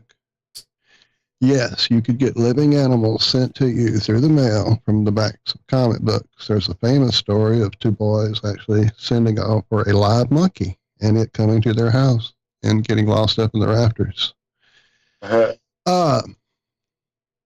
So I had this hermit crab. He was cool as fuck. His name was Willie. And he lived with us for about 1.5 years, I guess, maybe, in Mendenhall, Mississippi, where I was at the time we ordered him. And then we moved from there to Miami, Florida, which was, for us, a 3-day adventure in a car with no AC, and him in a box that he sat in with sand and other things. And we would take him into restaurants with us and ask him to give us like little pieces of fruit and lettuce and stuff that he ate. They would freak out that he would be like cool and crawl on their hand and stuff. Like he was the most social crab ever. I tried to get on over and over for my children growing up, and at the mall mill, and they were always hostile. They would always pinch at your hands, and you try to get away, and they weren't the correct kind of crab apparently. But anyway, so this story is from February this year. More and more hermit crabs are wearing trash as a home instead of a shell. Here, let me show you this very sad, depressing picture. Look at that shit. Hold on. Let me figure out how to get that. Huh? So let me figure out how to get that screen share up. Yeah, I'll make it a bigger picture. That help? Is that a shotgun casing you see? I think it is. He must be an American crab. Oh, that's epic. Sure He's my new hero. Yes, I want to be him when I grow up. It just says red rubbish as it shall, but yeah, they definitely, the size of Willie, he would have fit right into a shotgun, an empty shotgun casing. If they're calling it rubbish, anyway, it's probably not a shotgun. It's probably not. So yeah, this is a new Polish study. 386 images of hermit crabs occupying artificial shells like old light bulbs, broken glass bottles, plastic containers. Of the 386, 326 featured them using plastic items as shelters. While there are lots of factors at play and it's easy to jump to conclusion, it is important to consider exactly what might be driving this particular change. Now remember, I've been telling y'all that the earth created us to make plastic for it, and for all its lovely creatures for the next stage of evolution. Here it is. Hermit crabs are an excellent organism to study because they behave in different ways, and those differences can be easily measured. Instead of continuously growing their own shell to protect their body, like normal crabs or lobsters, they use empty shells left behind by dead snails or other crustaceans. As they walk around, the shell protects their abdomen, but they retract. We know how it works. Having a good enough shell is critical to the individual's survival, so they acquire and upgrade their shells as they grow, and they absolutely do. We had 3 or 4 bigger shells for Willie to crawl into, and he did do that, and molt and all that stuff. They find other hermit crabs for shells and assess any new shell they might find for suitability. And I watched the mall crabs always trying to find a new shell there at the mall. It was crazy seeing them out of their shell. I'd never seen Willie out but twice. Anyway, their shells, they look for shells large enough to protect them, but their decision making also takes into account the type of shell, its condition, even its color. And that factors into how conspicuous the crab might be. Another factor that constrained shell choice is the actual availability of suitable shells. So that's basically what it seems, is that this is a new move on their part to both blend into their environment better, have a more protective shell. I mean, that's what we're here for, to make plastic shells for the hermit crabs. I, for one, welcome our crustacean overlords. Mm-hmm. Oh, these are even more crazy pictures. Hang on. That was part of a Bob's Burgers episode where the rich guy, Mr. Fishoder, who owned the amusement park, told the kids that if they cleaned up the beach, that they could all get a foot-long taco dog for free. And he had one of the carnies go and dump trash after they were done. So they didn't pick up all the trash, so they didn't get it. And one of the kids took a picture of a hermit crab inside of one of his wrappers of some kind. And she used that to blackmail him to get the taco dog. So yeah, they know stuff like this where it pulls at people's heartstrings. Right.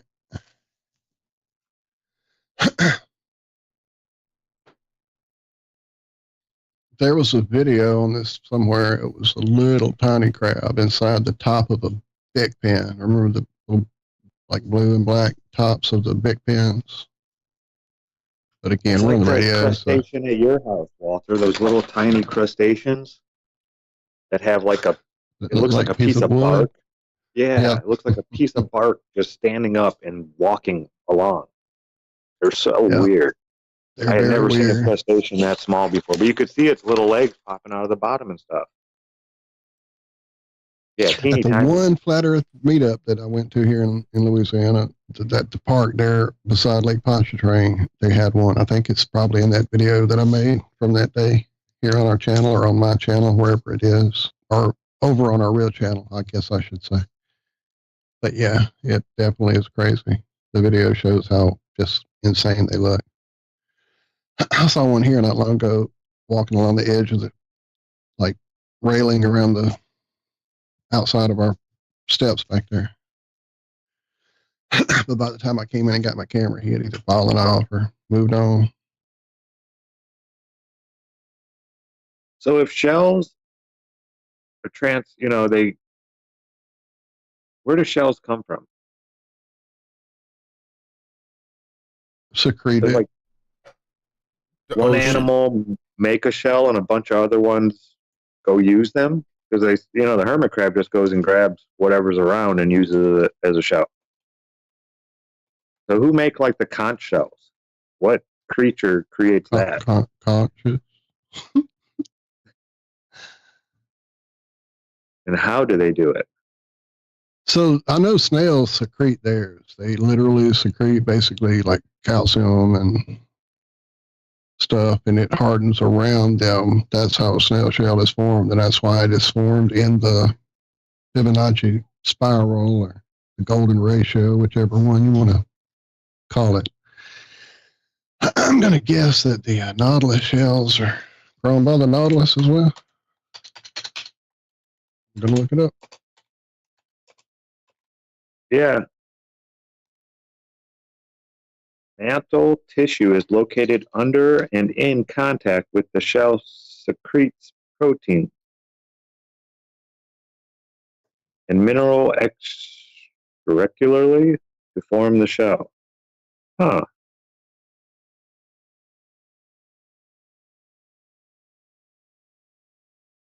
I had no idea.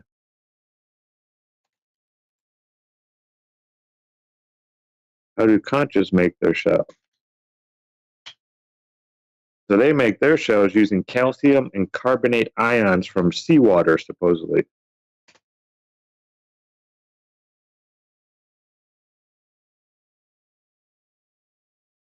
Huh.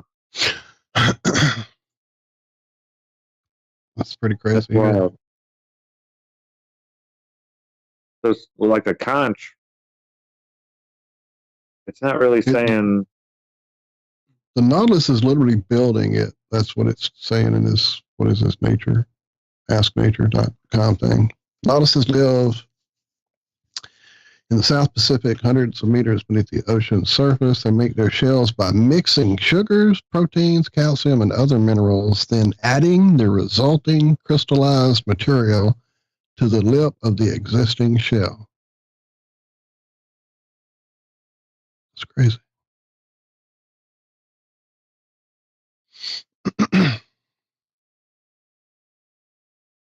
Huh. They're able to regenerate a lost eye, conches.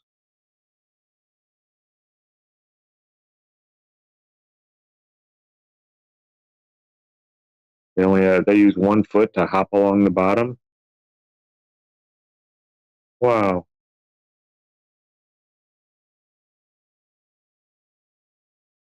It's not a gastropod, is it? They're not stomach-footed, are they? Sorry, it's just one of those things that I can't get out of my head from biology class. Then they get all punny and talk about conservation. Conservation.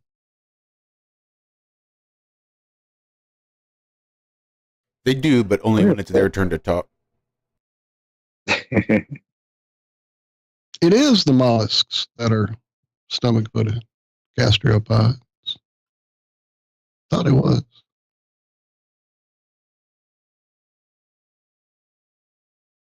Or I guess phylum mollusca, excuse me.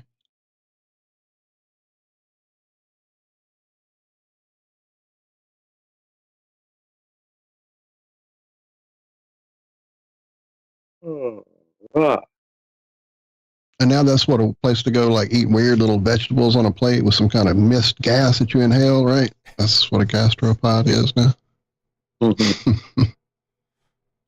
Phylum damn near killed him.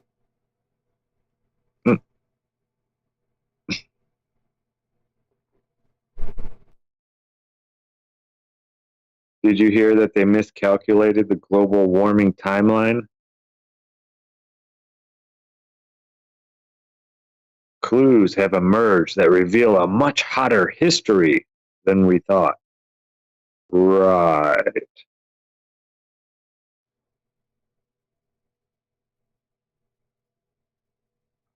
Jeez, oh Pete. I'm not even getting into this. Yada, yada, yada. So it makes the current temperature rise less of a deviation? Sweet. Yeah, so we're not really rising all that much. We're just going through cycles like we always do. Yeah, it's definitely a solar maximum this year. It's just weird. Saw 6 sunspots. Like sunspot clusters, not just spots, but clusters of sunspots. 6 of them all at once on the sun. Let's get ready to flip, don't you remember? So yeah, I studied the sun for like 8 months straight, taking pictures every day. I never saw more than 3 sunspots. And most of the time they were pretty close together. These cover like half the disk. It's crazy the amount of activity that's going on up there. But I'm sure it does it all with every, it's an 11-year cycle. We have the memory of goldfish, so it's easy to use these kind of cycles to, lie to us. Oh, it's never been this hot before, blah, blah, blah, blah, blah. 11 years ago, I'm sure. I remember back when I was little, it was like 60 degrees up in Indiana on Christmas, which never, ever, ever happened. We always had snow by Christmas. And that year it was like 60 degrees, and we were out in the front yard playing at my grandma's house. I'll never forget it. There was the one Christmas where I bet that was a solar maximum. I'd bet money on it. Just saying. I'm going to stop spouting off about the sun. We're about ready to get out of here. It is about that time. Love y'all.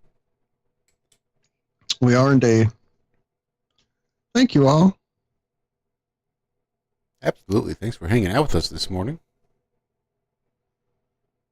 A great rest of your day. Great rest of your week. Provided we don't see you back here on Wednesday morning. Because we're here every Monday, Wednesday, and Friday morning. Kick it off at 4 a.m. Central Time. For 2 hours. You can find us on freeworld.fm. Or if you prefer, a chat with no gifts. You can also find us on the YouTubes, the ironrealmmedia podcast channel. Thank y'all. Love y'all. Thank you, guys. Do have a great rest of your week. Be good. Be well. Do good. And do that well. Remember that we love you.